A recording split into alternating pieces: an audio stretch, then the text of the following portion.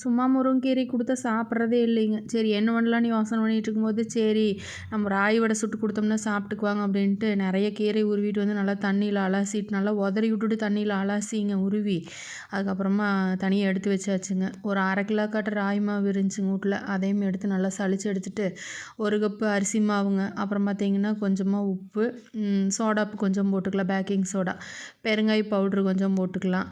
வெங்காயம் வந்துட்டு உங்களுக்கு வந்துட்டு பொடியாக கட் பண்ணுறதுனாலும் கட் பண்ணிக்கலாம், இல்லை இந்த மாதிரி நீள வாக்கில் கட் பண்ணி போடுறதுனாலும் போட்டுக்கலாம். முருங்கக்கீரையை வந்துட்டு போட்டுட்டு நல்லா எல்லா பக்கம் கலங்குற மாதிரி பிசைஞ்சு விட்டுக்கலாங்க. நல்லா அந்த கீரையை வந்து நல்லா அழுத்தி விட்டுட்டு இந்த மாதிரி நம்ம பிசைஞ்சு விட்டுட்டோம்னா நல்லாயிருக்கும். அப்புறம் பார்த்திங்கன்னா பொட்டுக்கடலை போட்டுக்கலாம். நம்மளோட ஆப்ஷன் தான். எங்களுக்கு வந்து பொட்டுக்கடலை போட்டு சுட்டால் நல்லா இருக்குது அப்படின்னு சொல்லிட்டு விரும்புவாங்க. அப்புறம் வந்து ஒரு 1/2 ஸ்பூன் காட்ட மிளகாத்தூள், வெறும் வரமிளகாத்தூள் போட்டுட்டு இப்போ வந்து தண்ணி ஊற்றி நல்லா பிசைஞ்சு விட்டுறலாம். கொஞ்சம் கொஞ்சமாக தண்ணி சேர்த்துட்டு நல்லா பெசரி விடுங்க. இல்லைன்னா வந்துட்டு ரொம்ப கொல கொலன்னு போயிடும். அப்புறம் மறுபடியும் வந்து நம்ம மாவு சேர்த்துற மாதிரி ஆகி போயிடும்.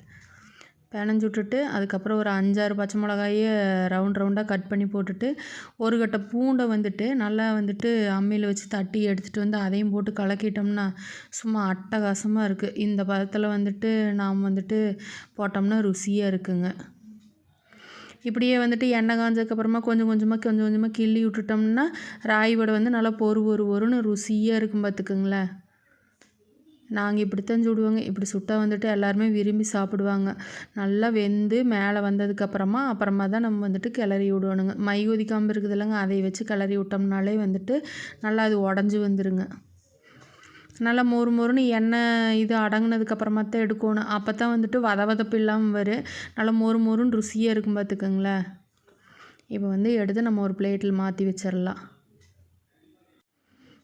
கீரை வந்து இந்த மாதிரி செஞ்சு கொடுத்தோம்னா கூட கம்முன்னு சாப்பிட்டுக்கிறாங்க. ஆனால் சும்மா வணக்கி கொடுத்தோம்னா சுத்தமாக கையில் தொடுறது இல்லைங்க. பருப்புக்குள்ளே போட்டு கிடந்தாலும் திங்கிறது இல்லை.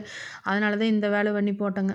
அப்புறம் கடைசியாக வந்துட்டு கொஞ்சமாக சோம்பு போட்டு சுட்டால் சூப்பராக இருக்குங்க. எனக்கு பிடிக்குங்க. அதனால் நான் ஒரு துளி சோம்பை போட்டுங்க கடைசியில் போட்டு எடுத்துகிட்டு அதை வந்து நாம் சாப்பிட்டுக்கிட்டோங்க. நம்ம வந்து மசாலா, நெய் எல்லாமே சேல்ஸ் பண்ணுறோங்க. உங்களுக்கும் தேவைன்னா நீங்களும் இந்த ஸ்க்ரீனில் தெரிகிற நம்பருக்கு வாட்ஸ்அப் பண்ணி வாங்கிக்கலாங்க. வீடியோ பிடிச்சிருந்தா ஒரு லைக் பட்டனை அப்படியே தட்டி விட்ருங்க. ஓகேங்க, அடுத்த வீடியோவில் பார்க்கலாம். பாய்.